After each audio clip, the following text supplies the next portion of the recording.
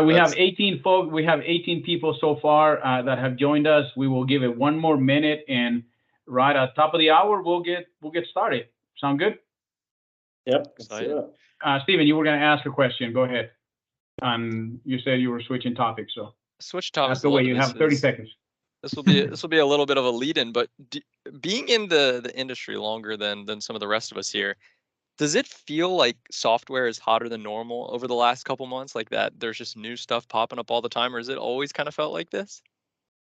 Well, I feel like you just called me old, so we'll start with that. I said, but no, more yeah. experienced. Actually, you know what? It's a really good segue into us kicking this thing off, right? It is the top of the hour, and yes, to answer your question, Stephen, it does feel like there's a lot more tech involved in our industry, and that's part of it, right? As you guys know, our industry keeps changing and evolving. It seems like faster than ever before. Which can prove to be a challenge or an opportunity, depends on how you look at it. The exciting thing is that now more than ever, there's also a lot more resources to help shop owners run their business better, right? Some of it is going to be tech. Some of it is obviously what we do here, which is, the training and teaching shop owners, better how to be better business owners and, work on their business acumen and leadership and everything else. But, a lot of it also has to do with tech, right? And that's why we're here today. I believe that there's a way to leverage all of that to provide a better customer experience. And it really comes down to how we engage with customers and how they have the ability to engage with us, right? Some of it is going to be just by having the best team available who's trained and ready to go when they're calling or when they're coming to visit. But a lot of it also has to do with how do they engage at the beginning, right? How do they set up an appointment? What happens way after they leave the shop? And that's what this meeting is really about, is talking about some of those best practices on, how do we go from scheduling, appointments to how to engage with them after the fact.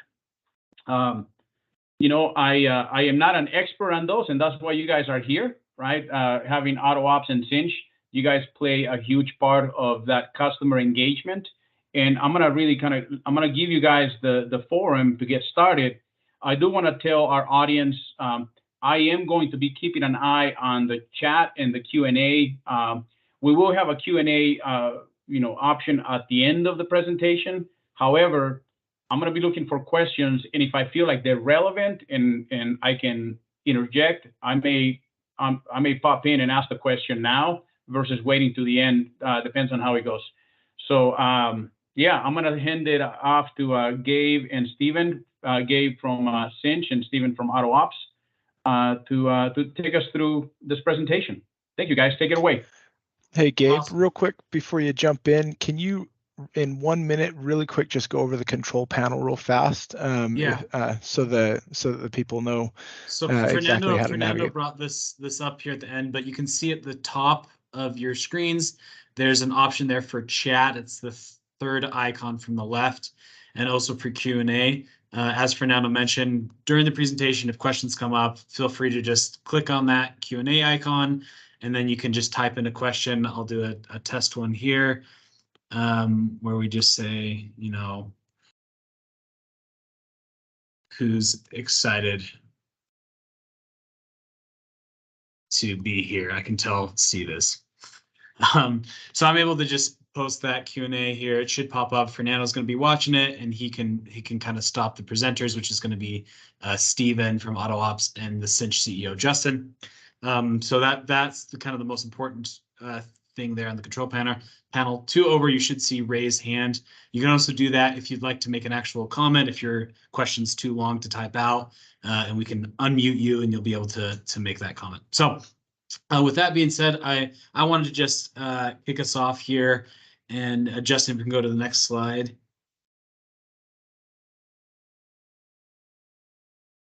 So as Fernando mentioned, the real goal of this call is to talk through what we'll call the customer journey from the very beginning when they first interact with your brand online to making them a loyal customer that's coming back and back again and again for those return services. Our 2 areas of real expertise here is with Steven and AutoOps, the ability to make a great scheduling experience for customers. Steven's an expert in this field. He can give you some great insights on how to do that. And then obviously the next step after having a great kind of online scheduling experience, the next step is to have a great in-shop experience. And that's what we've got Fernando here in Transformers Institute, a great partner of ours, who can help train you on how to have great technicians on your floor, giving great service. And then the final step there is where Cinch and Justin will talk about this, where Cinch comes in.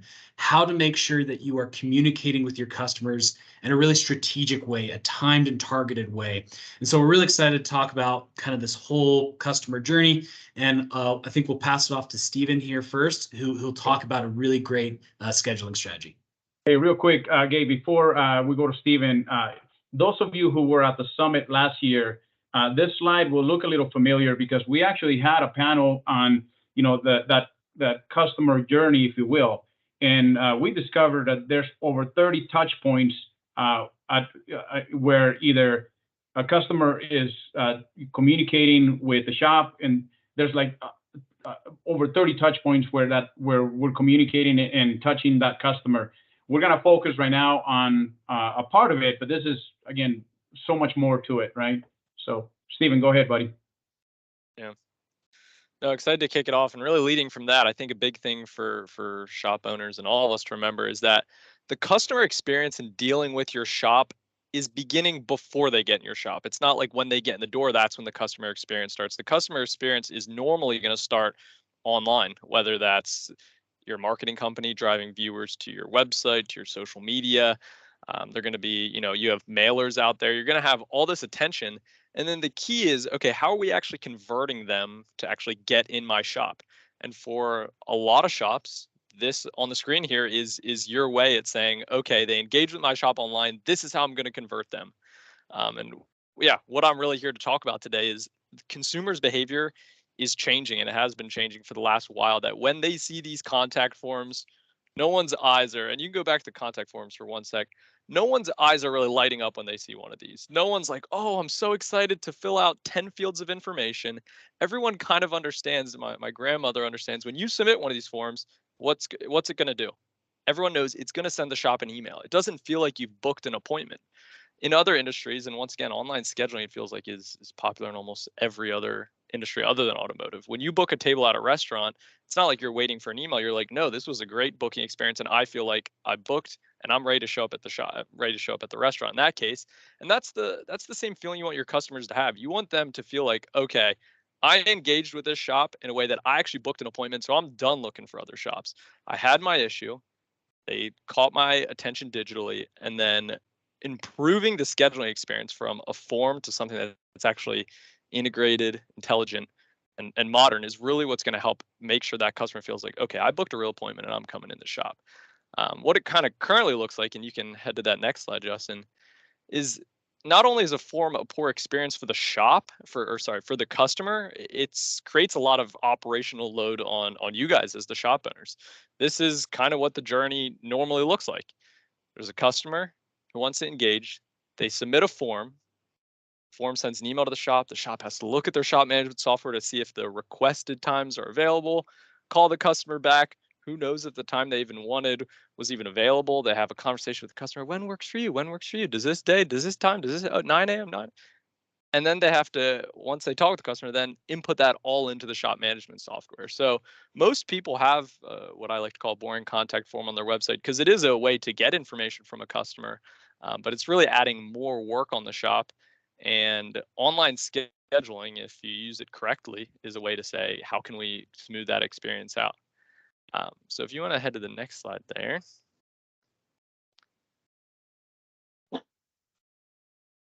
This is what it should look like.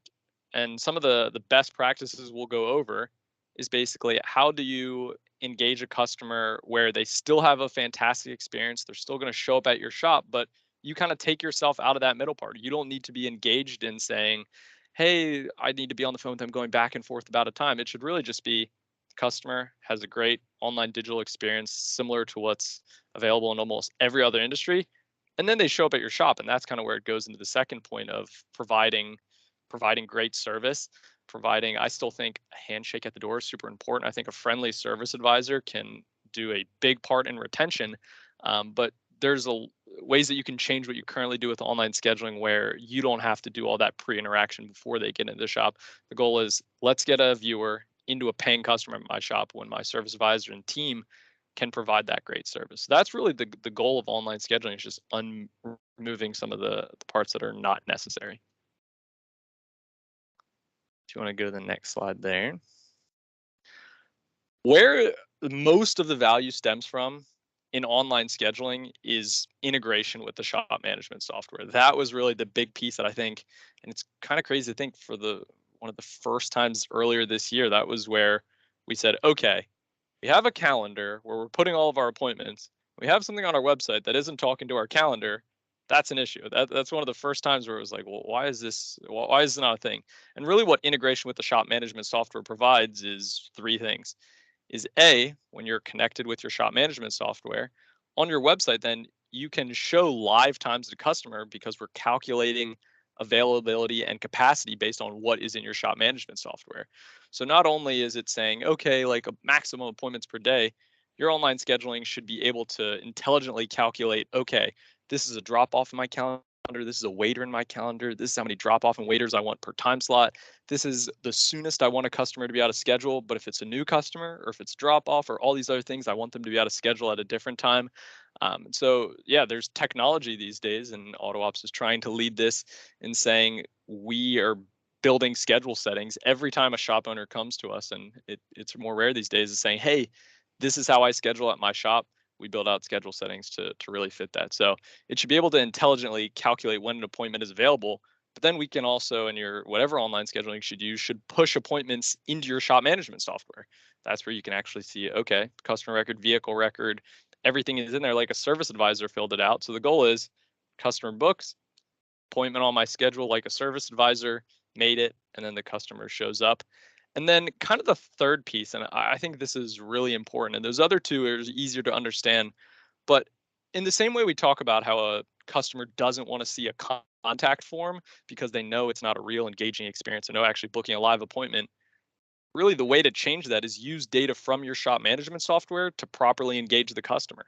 So the way we do it is when a customer puts in their phone number, it then goes in your shop management software for returning customers and says, hey, welcome back, Stephen. Here's all the vehicles you've scheduled with before. It can then recommend them to client services. So that's really a lot of the intelligence we can pull from the shop management softwares that we integrate with to give your customers a better experience, save you guys a ton of time, and yeah, drive revenue. If is kind of an extra bonus that scheduling has offered in recent times. Yeah, good points. Justin, before we continue, I did get a message that somebody was trying to ask a question, but they were not able to. So Matt, I don't know if you can double check on that. Kind of going back to your point, Justin, you know, it feels like the more steps somebody has to do in order to make an appointment, the more friction it creates, right? So you're talking about a frictionless process. And a lot of people may not, you know, if all they know is the normal process where they have to, you know, fill out the form and it sends an email, and then you have to wait until that service advisor has enough time to check and then call you back. It seems cumbersome, but it's not until you experience a better way that you realize, like, oh man, this was great. And think about that, right? That can be the first, you know, the first interaction that a customer has with your company, and that's already can be a positive one without even having to talk to your advisor yet. So to me, it does make a big difference. Yeah, really it's engaging customers. And once again, we don't disrupt. If a customer still wants to call in, no problem. If they want to just ask a question via email, no problem. Really what online scheduling is a way to engage with your customer if they want to engage that way. I think consumer behavior is changing. What we're saying is more people want to schedule online, and yeah, can we make a frictionless experience for them to get them in the shop and to have, you know, it's really nice at the end of scheduling an appointment where you just get text and you're like, okay, you're booked at the shop. And then, you know, sending them proper reminders is an important part of actually making sure they get in. But yeah, frictionless for the shop. And it's really friction, I think, does look different for different shops. We have some shops that are just like, hey, I want just to get as many people into my shops as possible, as little information in the scheduling experience, make it short and quick, and your online scheduling experience should be able to handle that. But we have some shops who they do, they're working on high-end European cars, and they're like, hey, listen, I really kind of want to vet my customers a little more. I want to understand and collect more information from them. And there is a way that they can collect all that information and kind of vet customers to make sure they're the ones they want scheduling at their shop. So yeah, it's interesting to see what other shops want. Stephen, that's a great segue into a question that our friend Frank Scandura posted on the chat side of things. He says, it looks like this customer posts directly on the shop calendar. How do you address shops with a very high car count and no open spots on a calendar? Because that does happen, right? Yeah. I mean, some of it is we have settings you can obviously, there's always settings to say completely open my calendar. We have kind of what we call manual time slots, is where you avoid looking at basically what's on the shop's calendar. But we more encourage shops of, have what's actually your capacity. Is that so? If you want to say, we have ways basically you can say, okay, I want to take 10 appointments per time slot, and we can look in your shop calendar and say, okay, across 8 a.m. this is how many appointments they're looking at. So the real question is, you should base it on what you guys can actually handle at a maximum, and then we can calculate all availability based on that. But yeah, it's a good question. We do checks all the time just to make sure that people's calendar aren't closed beyond what they want. So that's something I think whatever scheduling system you're working with, you should have a team that's kind of watching out for your calendar and making sure that everything looks good on a semi-regular basis. Got it. Thanks. Yeah. There's another follow-up question there for you, Stephen. Are there plans to present a select set of upsells, possibly brand/vehicle specific? Totally. Yeah. Great question there. Couple things. Yeah. So right now, what we do at AutoOps is we can recommend decline services from the shop management software, but we as a company would like that every customer, if the shop wants that, every customer is what we called soft upsell. We don't think it's a very aggressive upsell. Hey, do you want to add this today? Just ask them one time. We would like that every customer is upsold something. So whether that's recommended services based on the mileage or the type of vehicle, that's something we're going to be pursuing. And then, we're also looking at some partnerships for shops that want to sell more of a certain product. If they can kind of recommend those specific brands, that's something we're looking into. But yeah, we think upselling the customer, we're catching them already at a time when they're engaging with the shop. We're kind of catching them in that purchasing mindset. We think it's a great time to upsell a customer. So we would like to, and I think all scheduling systems should head towards soft upselling the customer at least one item every visit, even if it's a new customer based on the mileage of their vehicle.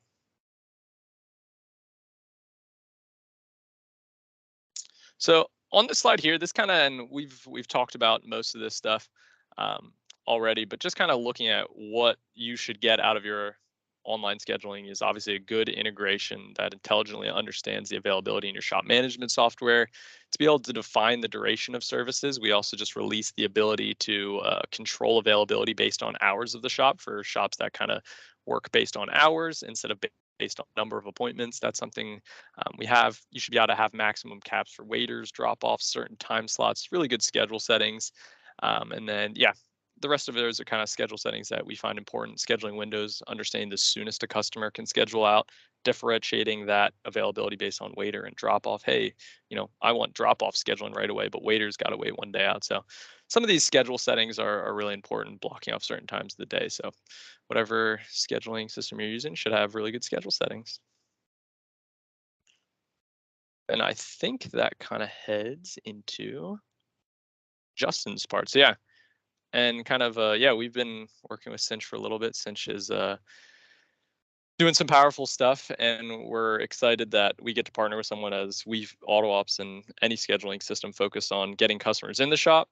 You guys provide great service, which it talks about here, and then kind of heading in, you need a appropriate way and intelligent, smart way to engage with customers afterward, which is what Cinch and other companies like his focus on.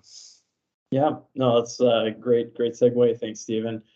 And what one of the things that we love about AutoOps is that in their scheduling processes, it's bringing all of that data into your shop management system, and you're actually being able to start collecting emails. And so one of the things, if you're not already collecting information on your customers, it's something that we highly recommend. It's very important in this day and age to be able to collect a phone number and email, especially an email. But if you want to start doing text messaging, which has a lot of really positive impacts in the world of online reputation management, if you're going to request somebody leave you an online review, text messages are the best way and the fastest way to start collecting those from your customers. And so, when you're using AutoOps or other tools for scheduling, that make sure you are collecting the named email address, and you're able to connect and put that back into your shop management system.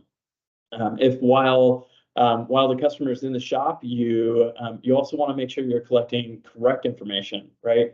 We've seen some shops where they will give bonuses or incentives to their service advisors for the number of emails that they collect, but they're not actually tracking if that's good data, right? And we'll see stuff like batman@hotmail.com that'll go into the data, right? And maybe sure there's somebody out there that's got that email address, but most people don't, and you'll see that repetitively be put into the data. And so being able to have a way to correctly identify good email addresses that are put into the data is something that's going to be really important for you, and that's something that we can provide, or several other CRMs can help you start looking into is how many emails are we collecting based on the cars that are coming in? How many phone numbers are we collecting based on that? And being able to really identify what clean data are we bringing in and is available to us after the customer visit. So if you are providing good services, customers are going to be more willing to provide that data to you and start to build that relationship, especially in this day and age. And so moving forward, after you do provide the services to your customers, you'll have the opportunity to communicate with them from there on. And one of the things I really like to highlight at this point is, if you're a shop that's just providing, and I imagine Transformers talks about this quite a bit as well, but if you're just providing repair services, start considering providing preventative maintenance services as well, because those are the opportunities that you have to build a relationship with a customer when they aren't in distress, right? When somebody's car is broken down and they've got something they have to repair because it's specifically broken, that wasn't a planned visit. It wasn't something planned or budgeted for them, and it's typically not the best scenario to start to try to build relationships with them. It can definitely be one if you're really focused on creating good service with them. But if you're providing preventative maintenance services, it can also be one of the best ways to get new customers into your shop and be able to start building a relationship with those customers prior to something breaking in their car. And so after you do have that first visit and customers have come in, we like to talk through the life cycle. What is the life cycle of the customer at that point, right? No matter what the first visit was that brought them into the shop and the event that they had, we like to reach out and recommend that you reach out and ask for them to leave a review. As a lot of you are probably familiar, and if you're not familiar with that, leaving reviews is actually one really valuable way and a very affordable way to be able to start to drive new traffic. As you request reviews for customers, most customers, when you make a request for that, are going to leave you a 5-star review. It's 5 or 4 stars. It's going to just naturally start to drive up the average review rating that you have by asking people, because most people are having good experiences. You've been in business for a while. You don't need to worry about trying to filter out the person that's going to leave you that 1-star review, right? And then a lot of times, if you're not getting any 1-star reviews, that there can be some things that Google starts to look at from that aspect, especially on Google. But after you have the online review request left, we recommend the next step is maybe a few weeks later, send out an email or communication to encourage the customer to come back in for those services that they declined, or maybe any recommended services, and try to get them to come back in for that. Sometimes we've seen that, it might be that they just didn't have enough, they need to wait for the next paycheck for that, right? And come back in and get that service done. But if you give a little bit of time between it, but not too much time, reach out to those customers, send out an email, a text message, and encourage them to come back in for those services that they declined. And then we step a little further into the customer life cycle and trying to get them back in for service reminders, right? So I think I saw one of the questions just before I started chatting was about mileage, tracking mileages, and being able to identify when somebody should be due for specific services. And so that's definitely something that I highly recommend putting into your marketing mix when you're trying to communicate with customers. It creates a much better scenario than trying to send out, hey, here's a monthly e-blast for, here's the email we're going to send out that's going to say, hey, come in for, wiper blades in the spring, come in for snow tires in the fall, whatever, right? Those are still valuable touch points, but they're not as valuable as being able to use the customer's data to identify, hey, this is a service that's due on this vehicle of yours at this time, right? Bring it back in and we'll help you out with that in whatever discount maybe you want to offer, or you don't necessarily even have to offer a discount, right? You're reaching out to the customer about their vehicle at the right time for them. And so making sure that you have good predictive modeling with the tools that you're using to be able to predict how many miles they're driving, and being able to look at what services should be due or around the mileage that customer is hitting. And so, and then as I mentioned a little bit there, the e-blast or blasting promotions out, those are the types of things that you should be able to do and maybe do on a quarterly basis or monthly basis based on your marketing resources and the cadence that you want to have with your customers. But this will, like I said, typically is going to be a seasonal type of communication that you're going to send out. Maybe it's going to be a special offer, a grand opening or reopening, or customer appreciation day that you might be looking to do. But lots of different opportunities when you want to be able to communicate with all of your customers and send out a notice to all of them. So real quick, Jason, I've got a couple of questions. I figure it's a good time to ask him. One of them is Tim Cannon asked, would adding video content that describes why that service is important be helpful to add in that messaging? Yeah, yes. Actually. Yeah, that's it. Yep. No, that's too far back. So on the declined services here, actually on both of these services, it's a really great opportunity. We at Cinch, we have a great relationship with AutoNet TV, and we have the opportunity there to put some of the videos. So my favorite one is a serpentine belt, right? Very few people actually know in the consumer world what a serpentine belt is and why it's so valuable. It's not a high cost product. It can be done pretty quick. And it's typically a great upsell to be able to add into there. But when somebody doesn't know what a serpentine belt is, and to them they get this idea of snakes and all the wonderful fun stuff that comes with that, being able to put a video into any of these communications and explaining this is what a serpentine belt does, this is how it's going to benefit your car, and then maybe here's a promotion or a discount to come in and get it, and is a very valuable aspect. Yep. Got it. Frank Scandura is asking as well, hey, is the service recommendation based on my actual recommendation, meaning the shop owner, or is it pulled from a source like ALLDATA for like year, make, and model? Yep, so we pull that from the source data in your system. So if you're using a shop management system that's allowing you to track declined services, at Cinch, that's what we'll do, is we would prefer to look at, hey, when you were in the shop the last time, we recommended that you got a serpentine belt, right?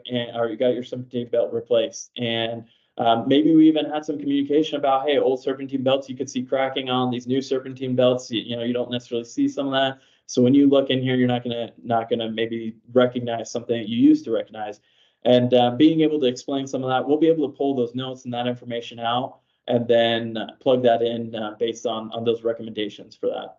When it comes to the actual service reminders, we'll use whatever data that you're able to provide to us on what the history that vehicle has. Have they had, did they have their timing belt worked on or their radiator replaced? Things like that to help us identify, does the vehicle still need that service done? And or if it's something like blanking on something right now, cabin air filter, right? And you're going to replace the cabin air filter every 30,000 miles. We'll be able to look and say, hey, the last time a cabin air filter was replaced on this vehicle was at, maybe it was some odd number at, 42,000 miles, right? And so now we're just going to be able to, we can set that prediction for you to be at the next 30,000 miles from that. So it's 72,000 miles. We're going to recommend that again, or we can default to, the 60,000 or 90,000, whichever side you want on that. So there's settings inside of our software that can let you pick and choose off that. Perfect. Thanks. I got a couple more questions and then we'll let you move on. Okay. Kieran Curry he said he recently signed up for AutoOps and getting great feedback. Also signed up for Cinch, just waiting for a phone number to transfer from Sphere. But he's asking a question on, is there an option not send review requests to particular customers while leaving all other forms of communication on? Yep. Yeah. So we could definitely, that's something we can connect you with on your account manager here at Cinch, and definitely help with that. But yeah, you can pick and choose inside of Cinch. The best part about Cinch is the fact that we have almost infinite flexibility. If there's something that you want to do different, we can very much ensure that your journeys or the experience you create in your shop is going to be the way that you want it. And it's not just a canned out of the box. We do have those and you can use those, but it's very easy for us to modify those in the experience that you want. So it was you said it was Kieran left that question. If you want to just reach out to us, we can definitely help you with that. But we can make that happen. Okay, we've got a couple more questions, but I'm gonna leave those towards the end. So just to let you continue, Jason. Perfect. Okay. Well, yeah, just going to kind of the experience. One of the key things that you should be able to do in a CRM, especially when you're trying to reach out and communicate with customers. In fact, this kind of goes back to one of those questions about the service recommendations and the mileage that we're pulling that from, is just being able to segment your customers. You need to be able to identify, hey, I want this group of customers that meets a certain criteria for communication that we're going out. One of my favorite ones that I've seen recently was a shop who services a lot of Hondas was getting a lot of requests for a very specific Honda oil, and they wanted to go pull all of their Honda vehicles and send a communication out to them and say, hey, now we provide this Honda oil or this special oil for the Honda vehicles that they wanted to plug in. And it was a very simple thing for us to grab those people and put that email together and send that out. And so here's just a quick little screenshot of being able to show some of the ability that we have inside of our tool. And something that you should look for in a CRM is you're looking is, in this case, we've got the screenshot where we're pulling all of our Toyota vehicles, where the customer is a high value customer. So they're in the top 20% of our customer, and that they've spent over $500 in this time period. We'd add another row in there that would be something to set a certain time period. And so being able to be very specific about the, being also able to look at like, hey, I want all the vehicles that are over 100,000 miles, or I want all the vehicles that really meet any criteria. We can also dive into that, and we can say, hey, I want everybody that's bought a cabin air filter and a timing belt from us in the last 2 years, right? And be able to pull that information back out. It gives you the ability to really identify and target the very specific subset of customers that you might need to, and communicate with them that specific message that would be the reason you need to pull them out. So the next step to that is, once you're able to segment your customers and create the communication that you want, is really being able to reach out to them on the channel that's most valuable to them. So when you're working with a good CRM tool, you should be able to use multiple different channels. And specifically inside of Cinch, we have the ability to send you text message or send text messages. We can send email. We can do direct mail. We can, especially if you're working with an agency or you have somebody that's doing digital ads for you, we can push customers in and out of Google ads and Facebook ads, Instagram, different places like that, to be able to help, in fact, kind of bring the cycle back to your scheduling tool like AutoOps. You can send those communications out and drive people to schedule their next visit with you. And so when you are working with those customers, you've got certain customers that are going to respond to direct mail still. And I'm sure everybody's out there is like, yeah, I still believe in direct mail for a few things, but it's really expensive. It's really valuable when you're able to start to recognize, hey, I have this small subset of customers that are typically in the older range that are going to respond to a postcard when I mail that out, versus those customers typically in the younger range that are going to respond quite a bit better when I send out a text message to them. And so being able to identify the channels that are most effective for customers and reaching out there first is quite a bit valuable, as well as being able to look at that maybe from just the cost benefit analysis. Let's start with an email. It's the most effective way to reach out to a customer and cost effective and try to get them to come back in. And then we can try text message or a direct mail postcard. In addition, sorry, Fernando, did you have a question there? I did actually, because Yep. this is the part that I find very intriguing, right? Because I don't respond to emails. I get like a ton of emails, but if somebody sends me a text, I'm going to respond to that a lot faster. My question is, so how do you determine, which customer wants to receive an email versus who wants to receive a text? And then, once you have that, how does a CRM help you communicate with those customers based on how they like to be communicated? Yep. Yeah, so a couple different ways that can be approached. The simplest way is to ask the customer what their communication preference is, right? And that could be a form that you put on your website when they're filling out that information. We can say, hey, the communication preference is email, text message.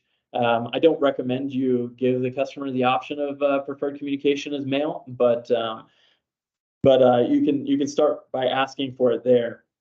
If you're not specifically asking for it, there are things inside Ascension that we do to start to identify what communication is the best communication for this customer. So as you're building that relationship and you're sending emails and or text messages to the customers, we're going to start to we have a email engagement tool that starts to help us understand how well is this customer engaging with email, and are they a email engagement customer or are they a text message engagement customer? And so we have everything from a hot email user all the way, and that's not hot mail, but a hot customer using email. Some people still use Hotmail, just so you know. True. It's surprisingly how many there are out there. But then it goes all the way down to just having suppressed or even unsubscribed customers, right? Obviously, an unsubscribed customer on either channel is not going to receive that communication.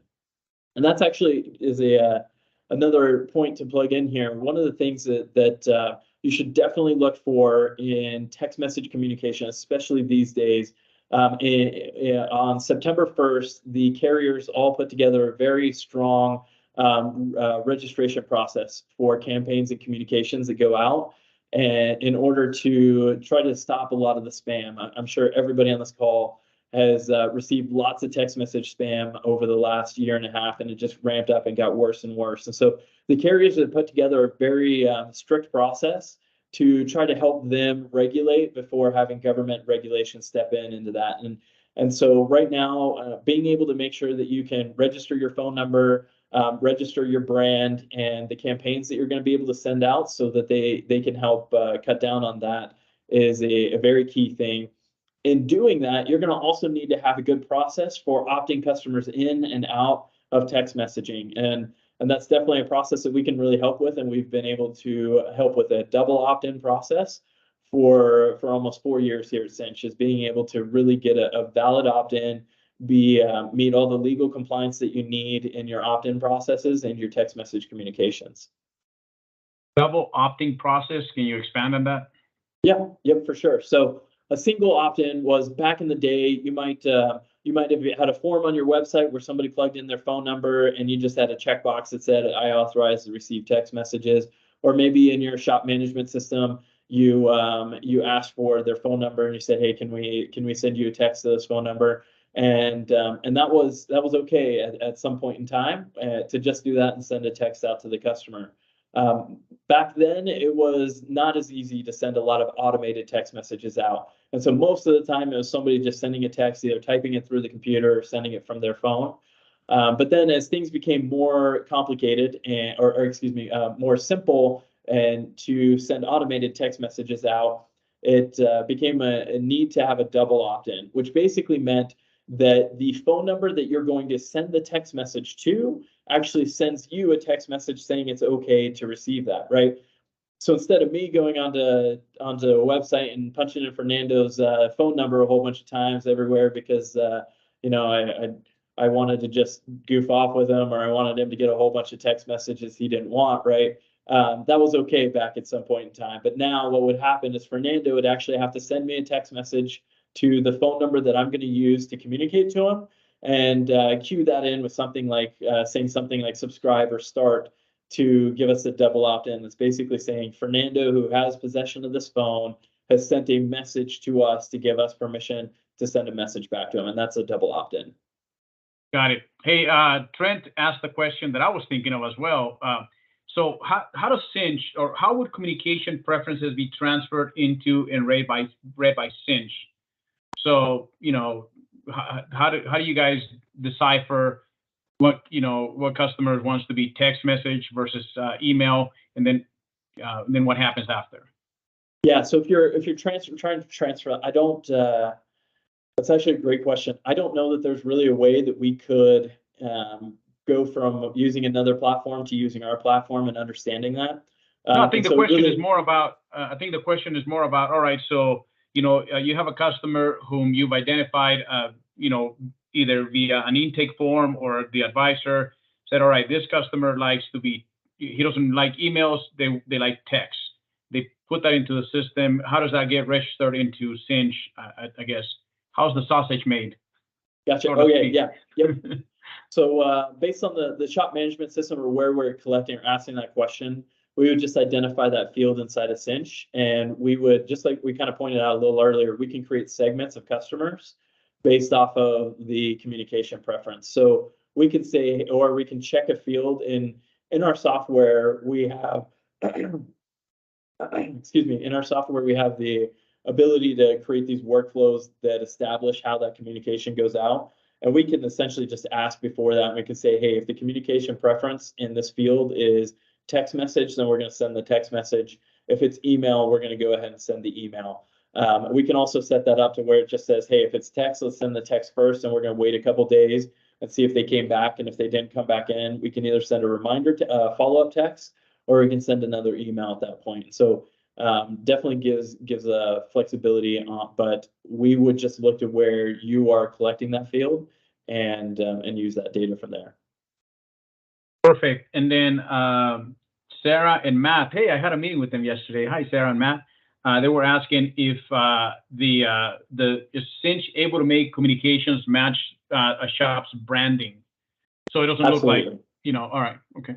Yep. Yeah. We inside of Cinch we have a full email tool builder. You can build your emails, your direct mail postcards. You can even design out there's not much to design out a text message, but you can write out your text message template and give you the ability to design it and meet whatever brand you want. You can do that simply by dragging and dropping type of tool. If you're really sophisticated, you have the ability to use HTML, and you can build an HTML email in there as well. Got it. What about Frank's asking, can you include a link to the last inspection, like a vehicle health report? If that's something that your shop management system has and can provide, we can capture that data, and we can put it in from the last transaction and pass that back. Yes. Not all shop management systems provide that data. Got it. Good questions, by the way. So far, go ahead. You guys can keep going. Okay, perfect. Yeah, just really wrapping up is once you have the ability to track all of this data or send out the communication across multiple channels, one of the things that we focus on at that point is being able to bring the data back into the system and continue to run the predictive analysis. Predictive analysis is all about iterations and being able to look at what happened this time. Let's make a change and see a little tweak to see if we get a different result, and continuing to go through that process. And so as we do our predictive modeling, understanding the driving habits of the customers, understanding how they respond to different communications, pricing sensitivity, understanding, are they coming back in on time? Are they typically coming back late? These are all little data things that we're tracking specifically in our software to be able to help better understand what you should do next time when you're communicating with that customer, and creating new iterations off of that. And so the same type of thing goes back to the customer preferences or communication preferences, is really just understanding what did the customer respond on last time, and maybe that's the first place that we reach out to them. Got it. So it's a little more dynamic than what I'm used to a CRM doing, I guess. So you're saying that if, let's say that I'm the customer and you've emailed me 3 or 4 times and you got no response from me, does that mean I stop getting emails, and do I get a text instead, or what does that look like? Because you mentioned predictive modeling. So are you predicting that, hey, all right, Fernando never replies to emails, so why are we sending him emails? Or he never replies to direct mail, so why are we sending him direct mail, right? Yep, exactly. So what we definitely do that. We set that up when you start with Cinch. We have our recommended preferences on what you can set up for that, but you have full flexibility to say, hey, you know what, if somebody doesn't open, let's say 10 emails, 10 emails in a row, right? You've sent these off to the customer, they haven't opened them. We can say that that's the threshold we want at this point. This customer is not going to be an email customer, right? And so we have a lot of variance and flexibility on being able to identify that. And 10 is typically what we recommend in the automotive space to be able to sell there. You can also say if the customer hasn't opened the email in 365 days, or 420, whatever you want, we can set those up. So are you able to do that with direct mail as well? Because emails are free, right? So it doesn't matter. You can send as many as you want, but direct mail, there's a hard cost associated with that. So are you able to also sift through who responds to direct mail and who doesn't? Yeah. Yep. And the way we do that, because it's a little hard with email, we can know if somebody opens an email. And so with direct mail, we track if the customer returned. We're really looking to see, we sent this postcard out to the customer, and then we'll typically look to see if they came back in within 30 days. If you had a coupon on there, we can look to see if they redeemed that coupon. But typically with mail, we will track if they return within a certain time period after receiving that. There's also the ability to include QR codes on direct mail. And you can include those QR codes, and then we can start to track if the QR codes are being scanned. But it gets a little more tricky because you don't have the insight in direct mail. But we definitely can start to see, hey, within 30 days of sending this mail piece. One of the other things that we'll do is let's say you don't have a preference for a customer. We can basically say we're going to send a text, an email, and a direct mail out to this customer, and then watch to see if they come back. And when in our system for the ROI tracking, we're going to say, hey, let's just assume that they spent $300 on that transaction when they came in. At that point, we're going to assign $100 in ROI value to email, 100 to text, and 100 to your direct mail. And you'll be able to, looking at that report, you'll be able to essentially start to see how valuable direct mail is with your customers, and help understand how much you should really be budgeting for direct mail in that aspect. There's a lot of things, Fernando, that we are working on adding into our software to really help highlight the value of direct mail, and building out some more predictive models on who should get direct mail. Because at Cinch, we believe in the value of direct mail. We very much don't believe that everybody needs to get it, and it's not a channel that should just be killed, but it's a channel that should be definitely optimized. And as we continue to grow here, that's something that we'll be doing a lot more on that channel. Yeah, got it. And if I could just throw in one thing on the mailer piece, I think having a QR code that leads to online scheduling is it's one of the best ways to track marketing attribution on a mailer, but it's also one of the best ways just to get them right into the funnel instead of leading them to your website, hoping that they click on a schedule button. We like to do it so that link goes, it's trackable. We can see how many people scheduled an appointment through that mailer, but it also opens directly into the scheduling experience.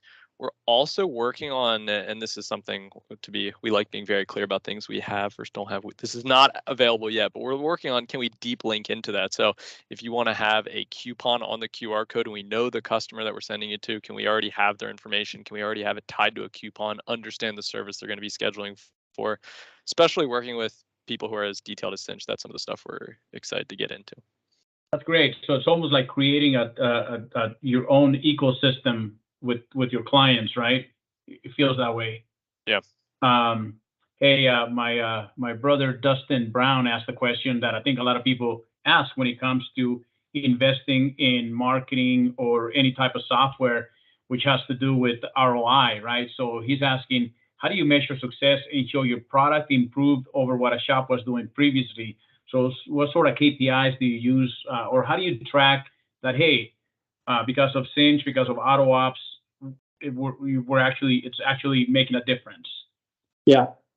Yep. So there's a couple things. I'll Stephen, if you're cool with it, I'll answer it first and then let you jump into it. But the way we typically will start with that is the easiest and fastest way to see the revenue, or to really see the return from Cinch, is online reviews.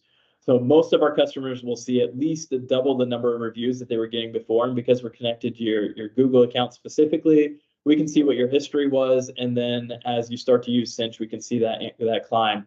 Most of our customers all see at least 2 times the number of online reviews once we start to do that. A lot of our customers will start to see 4 times an increase in online reviews. After we go from online reviews and we start looking at the declined services and we start looking at the service reminders, there's a few ways we can do that. And the number one way that we do that, though, is we just look to see, hey, we sent communication out for a declined service to this customer. We can see that 6 days later they came back and they purchased one of these services that we had declined, and we put that into a report inside of Cinch to help isolate and say, hey, this customer, we sent out a communication for this service, and we're able to see that they came back, and that's the simplest way. We do have some of the more conventional or the traditional ways, coupon redemption reports. And we can really model those out in a lot of the ways that people are used to today, but we want to try to be more specific about that at Cinch. One thing I'll just add real quickly with what Justin was saying there, it's really cool to see the return rate or the days in between visits shrink over Cinch in our reporting, right? So Justin talked about, hey, we sent a message out 6 days ago, they came in today, but it's really cool to see that report. If we looked, when you started with Cinch, maybe they weren't coming back till 10 days after that first reach out, right? On a reminder service or a decline service, like seeing the days in between visits shrink, just really is proof that like this multi-channel approach, this strategic approach is really working. So just a quick note there. Yeah, and on the online scheduling side, probably the most easy one to understand is, did you increase in scheduled appointments? We take it on ourselves to collect information. We always ask shops in the onboarding process, how many appointments did you have scheduled before auto ops? How many did you have after auto ops? And being a new company, we're still collecting data on that, but preliminary stuff is saying around 40% more appointments. Some smaller shops who weren't heavy on online scheduling are seeing crazy jumps just because they were doing 5 appointments online per week and now they're doing 60. But for shops that were kind of already heavy, 40% is the number that we have seen in that range. But also you kind of take into effect, okay, on those scheduled appointments, how much time did I save? Did I upsell declined services? Were they scheduling after hours? Were they new customers? That's all data that we show on our dashboard. Is how many new customers did you have scheduled versus current customers? How many of them scheduled after hours where they might have called in and got an answering machine? And yeah, how many of them added declined services? So things like that, we provide all that information, and it's up to you to look at it. And so far, all of our customers are happy with the data they're seeing in comparison. Yeah, that's a good point you're making, right? Because I mean, obviously, these are great tools to have in your toolbox if you're a shop owner. But those tools are only as good as the person holding it, right? So if you're getting all this data, but you're not doing anything with it, then that's going to be an issue. I got a couple more questions. Let's see. Jimmy asked earlier, what makes Cinch different than all the CRMs out there? I think you might have answered some of that already. And to me, at least it feels like it's a little more dynamic and, kind of what you do with the data, right? But you want to expand on that a little bit? Yeah, no, I think that's the number one thing that people recognize right off the bat is one, we have multiple channels. We have a wide variety of channels that we can work out on, connect on, but it's also that flexibility, right? And most of the other CRMs, it's pretty much this is the process that you can do for a oil change reminder. This is the process you're going to do for this communication. And it's pretty much set. You have a few variables that you can change. Inside of Cinch, we can do a whole wide range of being able to expand that, add extra touch points into it, check to see if the customer returned and made that purchase. And then if they didn't, let's send some follow-up. So, you can build out, a 6, 7, 8, Fernando talked at the beginning about those 30 touch points that you're going to have, right? Within Cinch, you can build those 30 touch points to all be automated. And I don't actually know his 30, so maybe I should be a little careful on what I say. More than that, yeah. Okay, yeah. But you can build out all of those touch points and you can make it the experience that you want for your customers, right? It's not trying to fit the experience that you want into another tool's experience. It's come and build it the way that you want to have it in Cinch. And outside of, we've talked about text message, email, and direct mail. We talked a little bit about being able to push into Facebook and Google, Instagram, tools like that for their ad audiences. But you can also, we have some voice over IP tools that we connect into. We can do hosted phone numbers where the text messages that are being sent to your customers are coming from your actual shop's phone number. So if they dial back, you can, or they call directly from a text you sent, they're going to call into the shop. We have great partnerships like with Auto Ops and AutoNet TV. We can include those in communications. And so there's a lot more. We can run contests inside of our software. We can do we actually a great one we just integrated with the brownies through Mailbox Power. So we have a partnership where we can automate sending brownies. We have a shop that if you spend over $900 on a transaction in that shop, we automatically send brownies to that customer. And wow. With that partnership, we can do cookies, we can do brownies, we can do swag, whatever it is. So really just the flexibility. I often like to say, if you can dream it, we can do it in Cinch. And we're trying to empower the marketing dreams of customers here. So that's great. I wanted to ask a question on collecting the data, right? And see if you guys have any best practices around that, because if a customer walks into a shop, and I know shop owners have an expectation that 100% of the time you got to get an email, you got to get a text message, you got to get them to approve that, hey, we're willing to receive text messages from you. So there's 100% expectation, but I don't always see 100% performance on that. So what are some of those best practices that you guys have? I think you mentioned a QR code. What does that look like? Or any other best practices around collecting the data?